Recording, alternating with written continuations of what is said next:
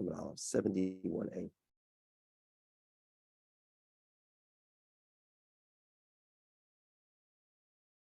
Okay.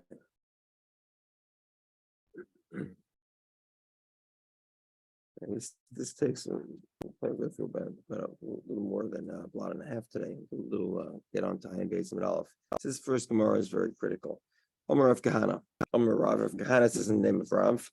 Cheresh sheyochel l'daber mitoich haksav. If you have a person who's cheresh, so he's a deaf mute, but he's able to write. So kaisen v'noisen get leishtoi. You can give a divorce to his wife.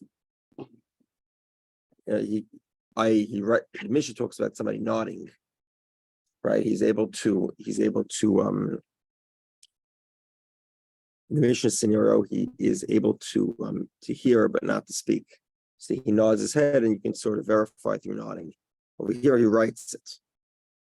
Rav Yosef says, "My kamashma, what's the chiddush? Why would I think it doesn't work?"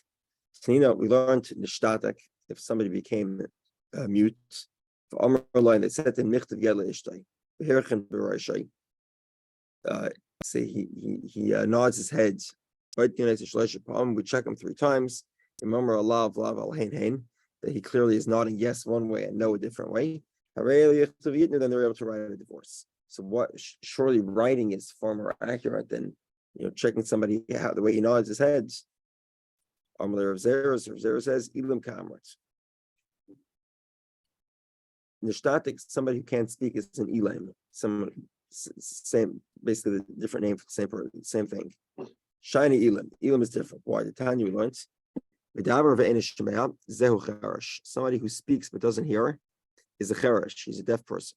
Somebody who hears but can't speak. Zehu elam. That's a person who's mute. Both of these types of people are considered intelligent. Eyes present, psychotically, here. Okay. Now, therefore, what Rav Kahana is talking about is somebody who is both deaf and mute. So they can't speak, neither can they hear. And that person typically is not considered present. They're considered typically psychotically deranged. However, if they're able to write and they're able to command through writing to give a divorce, if Kahana says the divorce is valid. So one wants to know, how do we know what these words mean? How do we know that a cheresh, deaf person, is somebody who's able to speak but not able to hear? And shemeh ve'en v'davar is someone who could hear but can't speak. Someone who could speak, but someone who could hear but not speak, it's called an elam. It's called a mute person. The verse states, I was like a cheresh, who couldn't hear. What's a person who couldn't hear? A deaf person. Cheresh. Like a mute, piv, who couldn't open his mouth. Another possibility. The word elam is a Rosh Tevis. It's the first letters of the words. His ability to speak was taken. So that's so we know what an elam is, and therefore I know cheresh is somebody who can't hear. Okay. So the Gemara says that's sort of the chiddush of Rav Kahana. However, if Zera says Omer Rav Zera ikashli hokashli, I have a different question here, potentially on Rav Kahana. Kahana says you can write a divorce. If Kahana says you can write a divorce using the husband can command a divorce in writing. If Zera says not so simple. This is the difficulty. The Tanya we learned.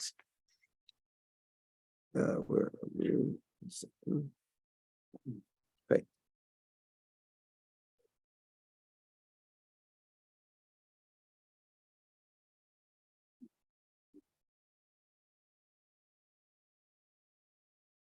Okay.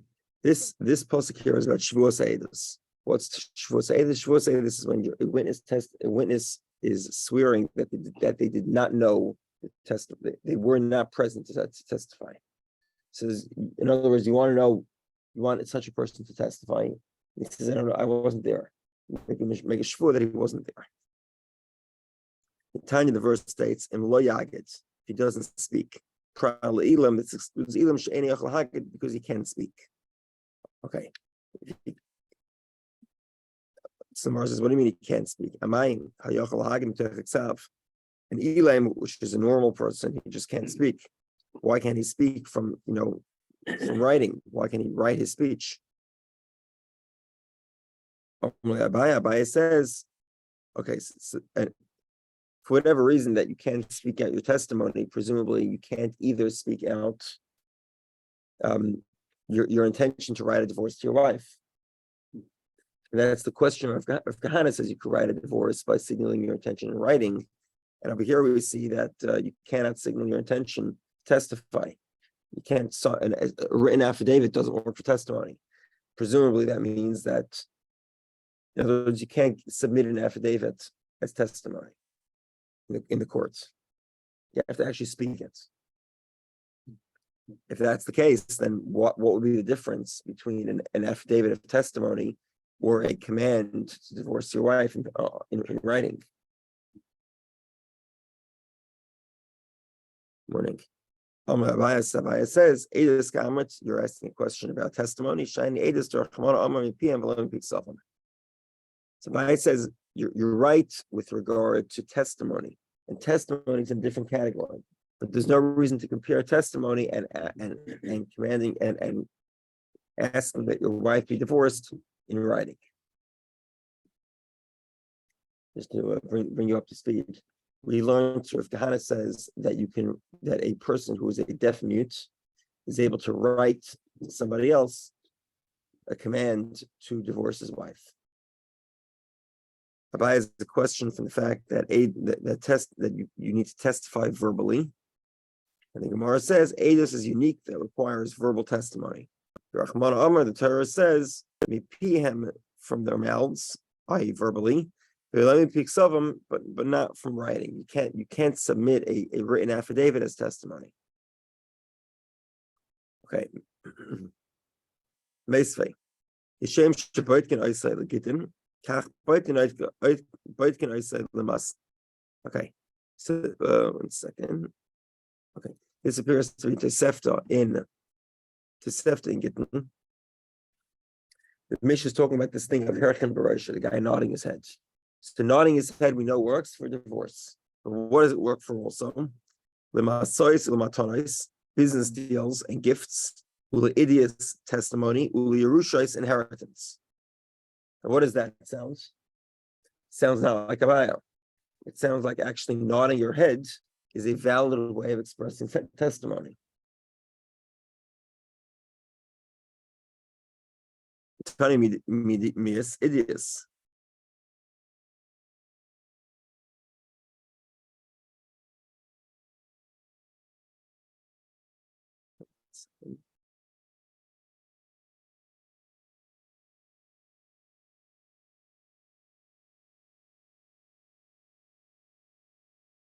Telling me it is on the list is testimony, and what do we see from here? We see that testify.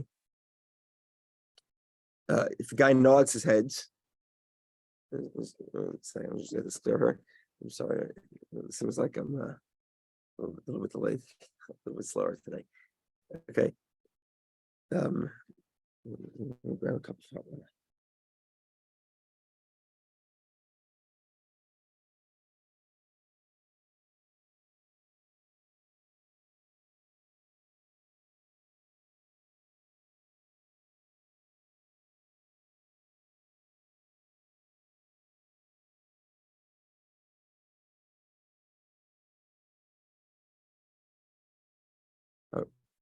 Did I lose you? Are we together? Together. Okay. So the question is as follows. The question is, presumably nodding your head is no different than writing an affidavit. Of the ways to provide testimony, you can say your testimony. Well, in English, they call it the cross-examination process, right? We have an adversarial judicial system, and one of the ways we we sort of quote unquote check our witnesses is using cross-examination. In the Jewish court, we don't do that. In Jewish court, the court itself is the adversary. So the cross-examination takes place by the court itself. And there's a difference here between civil cases and what we would call criminal cases. So in other words, criminal case would be something where he violated Jewish law. And in the case, the penalty would probably be either lashes, carbon, or a death penalty. And the court itself cross-examines the witnesses. Whereas in a civil case, we don't do as much cross-examination. Obviously, because if we would, if the cross-examination is very intense, then you wouldn't really be able to have a civil system.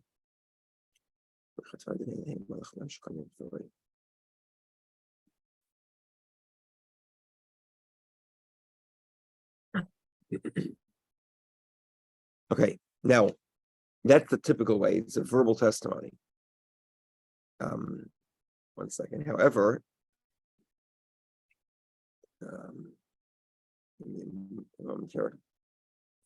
the Gemara here is this Tosefta is pointing out that seemingly that nodding your head also works for testimony. Now, obviously, the testimony of nodding your head would have to be sort of a yes or no testimony. You can't give the details, which itself is sort of questionable because there are 7 basic questions that a witness has to know the answer to. I don't know them offhand, but you presume the basics: where, when, how, what. Sort of 7 basic questions. 7 drishas.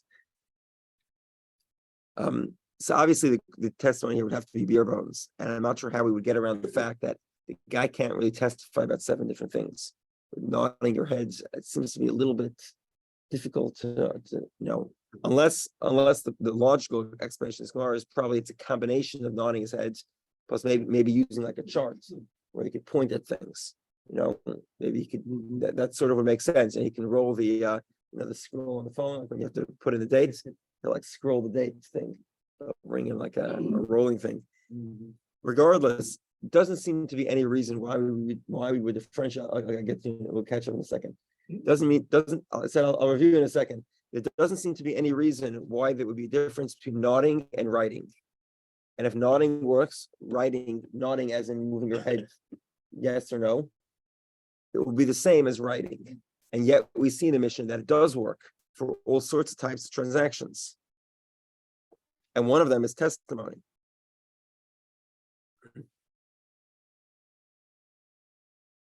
Okay, so we began the day with the Gemara. The Gemara says that Kahana, if a person who's a deaf mute, typically a deaf mute is someone who's psychotically deranged. Really? I don't know. Typically in our society, I have no clue. Ask the experts. I haven't. I've met many people who are deaf. I don't know how many people I met that were mute. Some people that had problems speaking, but no, I never met someone who was actually mute, who couldn't completely. Actually, what I shouldn't say. I do know people who are mute. I do know people who are mute typically were able to speak at some point, became mute from illness. I have never met a deaf mute, to the best of my knowledge. I don't think I've met one. Apparently today they could teach them. What was that? Pretty rare, I guess, yeah. But apparently in the time of Talmud was written, if you weren't able to hear, you presumably weren't able to speak. Although there were exceptions. Typically exceptions were people that had the ability to hear, but then they lost it, which unfortunately happens. I know people it happened to. Regardless, typically a deaf mute is considered, Talmudically, is considered someone who's crazy. Now, there is a way to check him out to see if he's normal, and that is to have him write. If he writes, you can tell he's normal. Depends on your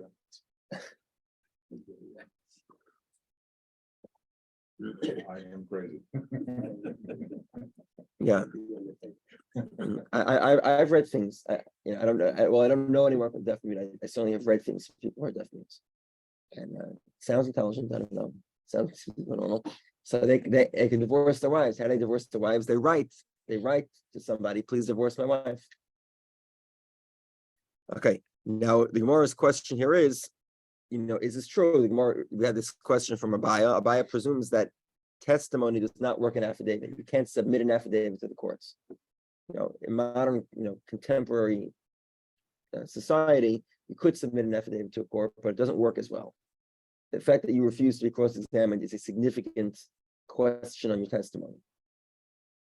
In Torah, it doesn't work that way. You have to say it verbally. Amr Yosef Amr Yumi Amr Sheshes. About 2/3 down the page. 71A. On 71A, first one line is Minyume. Amr Yosef Amr Yumi Amr Sheshes. The name of Sheshes. The Edus Isha. The Kilo Barabanim. We're talking about a woman who's to say that it was a woman's husband died. You can imagine the motions. I don't have to go through them. The famous motion of someone being killed, and that's sort of what he's testifying. In that case, the rabbis were lenient. He allowed him to testify. The guy's going like this and goes, figure out the motions, and that's what he does, and they believe him. So Mars says, "V'haktani Yerusha." Yerusha, it says inheritance. Amar Bavu. It doesn't mean other people's inheritance. It means his own Yerushas b'nai b'char. What it means basically is a guy has a b'char firstborn, and he wants to treat his firstborn like everybody else, which he's allowed to do. Certain rules, we'll get to it in Basra. And that basically he can nod his head to tell people that he wants to treat his son like his b'char, his firstborn, which typically gets a double portion. Generally speaking, gets a double portion with a few exceptions. Treat him like a regular son. Okay. But another two items listed in the Mishnah is business and gifts. Ma'alav must be la'alma, to be able to sell, talking about somebody else's gift. The deaf mute comes and starts testifying about the gift that, Reuven gave to Shimon by nodding his head, shaking himself and pointing.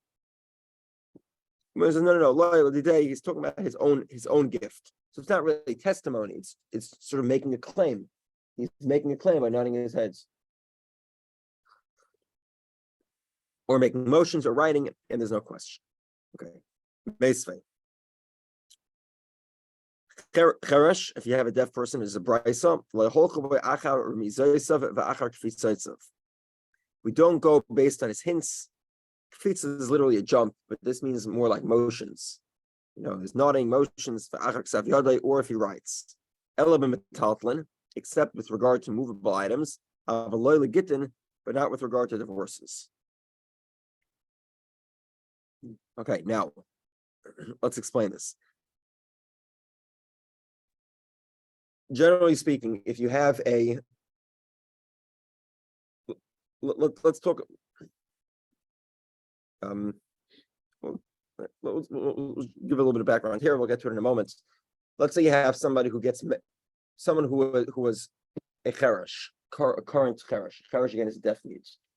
We have a cheresh who marries a woman, whether she is a cheresh or whether she's a normal woman. Or we have the opposite: a normal guy marries a chereshes, a woman who's a deaf mute. And again, it could be a normal guy, it could be a cheresh, it could be a normal guy that later became a cheresh. In all these situations, the kedushin, the marriage is derabbanan, it's rabbinical, because a cheresh is treated as crazy, and therefore the kedushin, the marriage contract, is only rabbinical because a crazy person can't receive kedushin, except rabbinically. Unless they were regular and then they can. Oh, now we get to the next question. What happens if they were normal and then they became a cheresh? So you have a normal couple, then the husband, let's say, becomes a cheresh. He becomes a deaf mute. And now he wants to prove to you from his writing that actually he's still normal. He's a normal person. He just is a deaf mute. 1 second. So this is what the Bryce is talking about. We can trust him with regard to selling things, but we don't trust him with regard to divorces.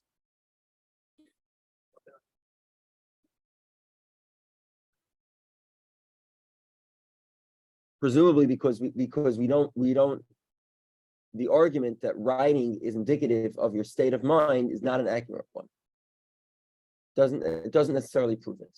Okay. So therefore, there's really no way for the guy to divorce his wife now, right? Because he got married legitimately, 100% biblically, and now we treat him as if he's deranged, and we do not accept a writing sample to indicate otherwise.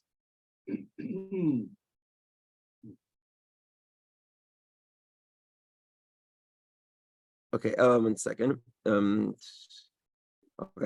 and this clearly contradicts the opinion of Rav Kahana. Rav Kahana said we would trust the writing sample. So Gemara says Tanoi, it's machlokes Tanoi. The Tanya learned Amar Shum Gamliel. Shum Gamliel said Medvar Memurim Becherish Meikrai.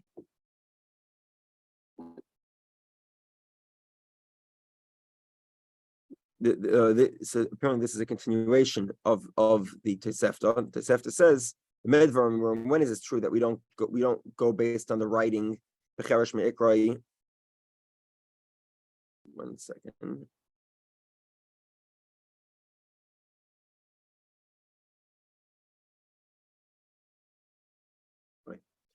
Let's go. Okay. This is a very interesting argument. It's a little counterintuitive. We'll explain in a moment what it means.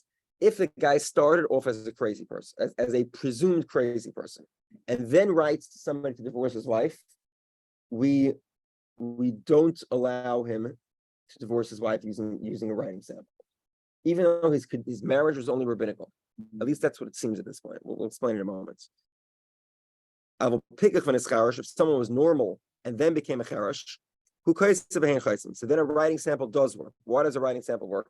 Because we know the guy was normal. Now the question is, did he maintain his senility, his lucidity? He's still lucid. And in that case, we say, yeah, sure, you could write a divorce, which is exactly like the opinion of Rav Kahana. Rav Kahana says a writing sample works to prove that you're normal, even in a scenario where you started off normal, then you became a deaf mute, a cherash. Okay, so now let's understand the other side. Hold on a second. So this Rishon clearly fits with Rav Kahana, and that's not. And the other opinion disagrees with Rav Kahana. That's fine. So Rav Kahana's question whether you trust the writing of a cherash is a machlokes. Now let's go to the first side. This is a little more difficult. Someone who's initially a cherash, he starts off as a presumed crazy person, gets married, rabbinical marriage, obviously. Then he writes to divorce his wife. Divorce doesn't work. Why not? How did he marry her? Presumably with a writing sample also, or with nodding his head or something like that. So if that's the case, then why can't he divorce her using the same manner? Smar says you're right. If we're talking about his own wife, sure, for sure. We're talking about Yevama. Okay, well, the Gemara is sort of just going to intuit out exactly the contours of what type of Yevama we're talking about. Let's just go through it. Some of these are obviously not the Gemara is just going through the process. So the Gemara says Yevama from who? In other words, his brother got married. His brother's wife, his brother got married, and then he died without children. His wife now is a potential yavam. I'm sorry, 1 second. I'm sorry. His brother was a cherash, and then his brother died. He marries the woman. He does yibum. Both brothers are cheroshim. Both brothers are deaf mutes. So the previous brother's marriage was rabbinical. The yibum is rabbinical, and if he wants to divorce her, it's rabbinical. Everything's rabbinical because both brothers were cherash. They were both deaf mute the entire time.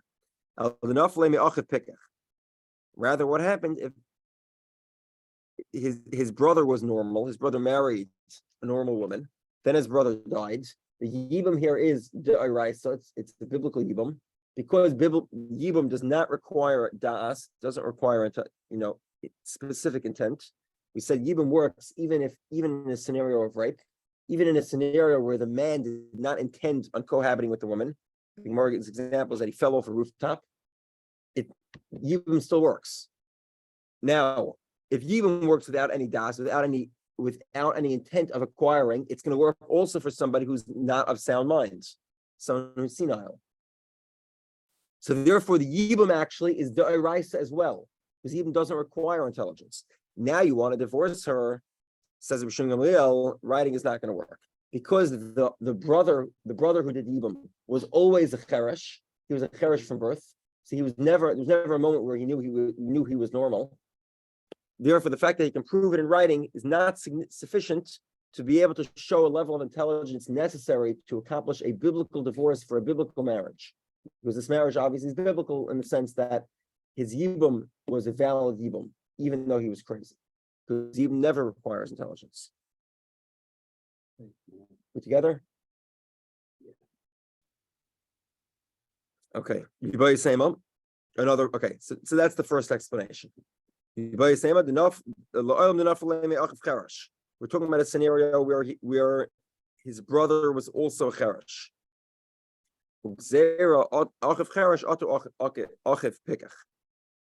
So both brothers were cheroshim, and yet we still don't allow a divorce here. Why not? Because just like I explained to you, if his brother was the deceased brother was normal, in that scenario, it sort of makes sense why a writing sample is not sufficient to be able to provide a divorce, because maybe the writing sample doesn't indicate the guy was correct, the guy was normal. I think this is the case also. I think there was Edgar Allan Poe was crazy, right? What's that? Edgar Allan Poe. I think he was crazy. It was someone, maybe Charles remembers. I think Edgar Allan Poe went mad. He was functional. I think he was financially self-responsible. He was successful. He's probably also I think he was mad. And he wrote beautifully anyway. Beautiful writing. Great. I'll have to look it up. I know he was an opioid addict. You know he was what? I know he had an issue with opium. It could be. But I'll do a little homework on that. That's an interesting question. Yeah. Sort of vaguely remember. Okay. Anyway, there were people over the generations that were mad that did write well, and Rosh Hashanah basically is saying that Rosh Hashanah was saying that the fact that he can provide a writing sample that says "divorce my wife" doesn't necessarily indicate he has the intelligence.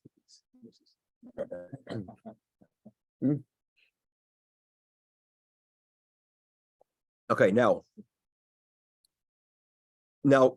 we understand this to be the case when the deceased brother is normal and the other brother is a cherish. So you can understand the problem of why a written command for divorce doesn't work, because the marriage it's a real marriage. There's a real yibum going on. The second option of the Gemara is, even if the first brother was crazy, we're afraid people might confuse the two scenarios. In other words, they won't understand the difference between whether the deceased brother is normal or cherish. And because of that, we say both of them are prohibited. You cannot divorce your wife in either scenario. Okay, and the reason for this confusion is sort of logical, because the confusion is really a step away from the current marriage. You have a guy who's living with a woman, and now you're trying to figure out what happened, the fact that she's a yavam, and what happened to the deceased brother. It's a little bit removed from the marriage, and therefore we say if you do yibum, you can't. If a cherish does yibum, he cannot divorce his wife in writing, because maybe his brother was normal. Okay, so the Gemara says Iyachi ishtanami.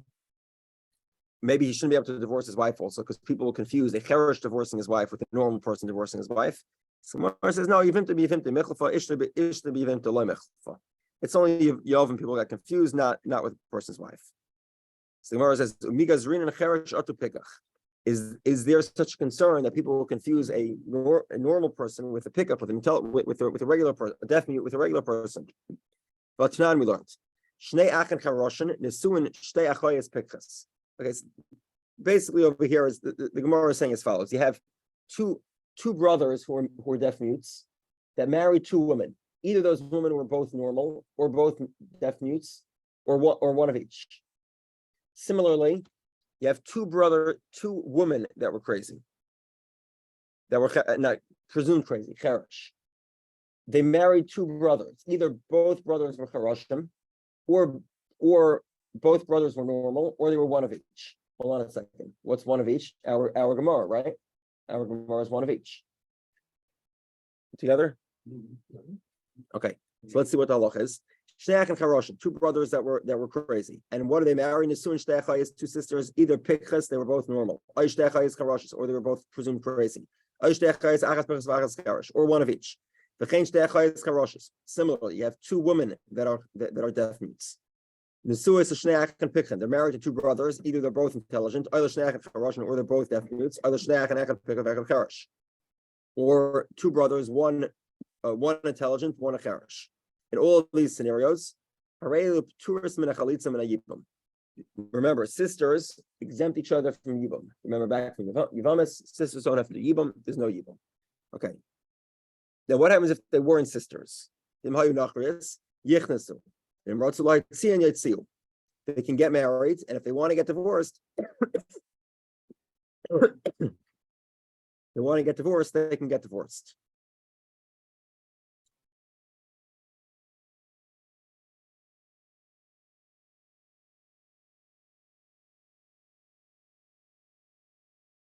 Now, what's the problem here? The problem here is you have the brother. You have a scenario here where one brother is normal, one brother is a cherish, and we allow you to do yibum. Now, it's true that the woman in this case is a cherish, right? Both women are, in the case where one brother is normal, one brother is a cherish, both women were cherishes. But we're sort of not concerned. One second. Sorry, the opposite scenario. Where the two women were normal, and they each married two brothers that were charashim. Or it doesn't really make a difference. It's really one woman marries. There are two brothers that are charashim. One brother marries a normal woman, and he dies. The other brother could do yibum. That's one of the scenarios. That's the opposite, and we're not concerned of cherish atapikach. Maybe if his brother would have been normal, this would have been forbidden. In other words, he could do yibum, but he can't divorce her. And over here, we're saying they can do yibum and they can divorce her. And we're not. There's no gzeros. Simor says you're right. On machvar shanim mikara. We have to go back to the original explanation. In other words, that Rav Shimon Gamliel is talking about a scenario where the brother was normal. A normal brother, that means the yibum would be daraisa, and therefore the cherish would not be able to divorce her because we don't. We would not trust his writing as verification that he's normal. In the case where the marriage is biblical. You're right that after that he can't. Because he's a cherish. Yeah, but he's because Yibum is daraisa because yibum doesn't require das. and then all he needs is an action. He doesn't need a dot to the right to do the marriage. The yibum marriage does not require das. Yeah, and that he's already bound to that. Yep. They're both stuck. No. Unless he dies. Yeah. Okay. Amar Rav Yechon says Chalukan of Chaver of Al Rav Shimon Gamliel. The Rav Shimon Gamliel is a single opinion. His friends, the other rabbis, disagreed with him. Amar Abaye says Afanana Mitina. We have a brayso that says that Nishtis, if she went mad, lo yotzi, you can't divorce her. Nisharashu Einishtata. If he became crazy, lo yotzi alomis, she's stuck as well. Okay, Maya Lomis, what does it mean? What does it mean he can't divorce her? Lav afagav the yachol daber mitechaksav. What does it mean that she's forever stuck in the marriage? If he became a cherish, evidently that's because even though he can divorce her with a piece of paper by writing something, we still don't allow him to divorce her. Whereas according to Rav Shimon Gamliel, we would allow her to divorce her. 1 second.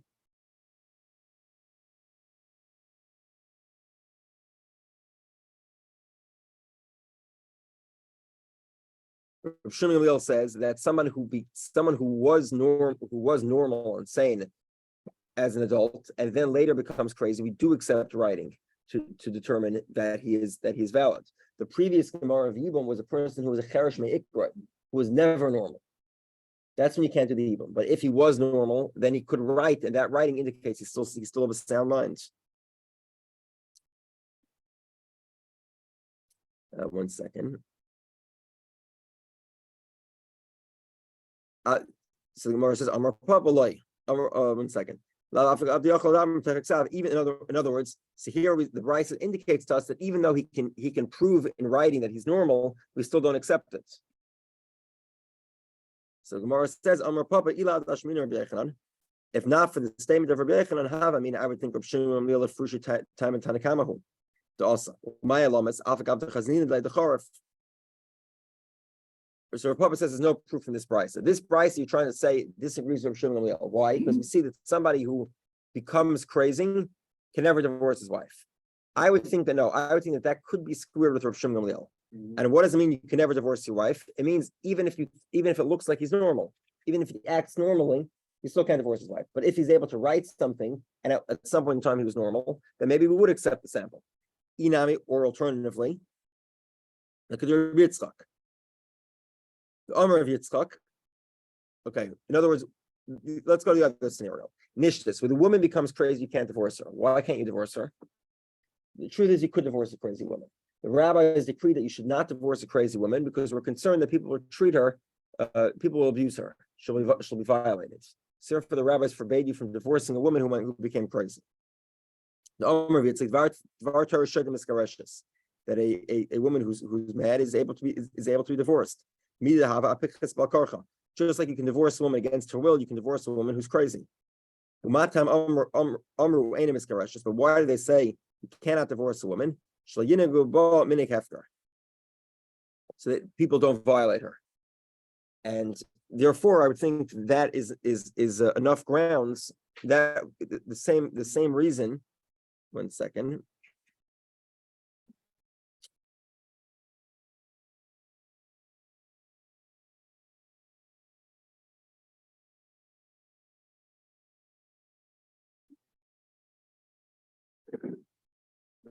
In other words, as follows. When the Mishnah says two things, the Mishnah says nishtis, you can't divorce her. If she becomes crazy, you can't divorce her. If he becomes crazy, you can never divorce her. What's the difference between can't and never? It could be that actually they mean the same thing, but Rav Yitzchak is but the second statement is trying to distinct the first statement, make a distinction between the first statement. The first statement, you can't divorce her. Why? Rabbinical, because we don't want her to be violated. The second statement, if he becomes crazy, you can't divorce her because we don't know that he actually wants to divorce her, unless he's able to write it, and then we know he's normal. But that's why we use the word alomas, not because you can't divorce from a piece of paper, but that the reason why you can't divorce is a much stronger reason than when the woman becomes crazy. And therefore, we need Rabbi Yehudah to tell us that actually this is a debate between Rav Shimon Gamliel and everyone else, whether or not you can rely on writing to determine that someone who was normal became a cherish could prove that he's still normal using the writing example. Okay, great day.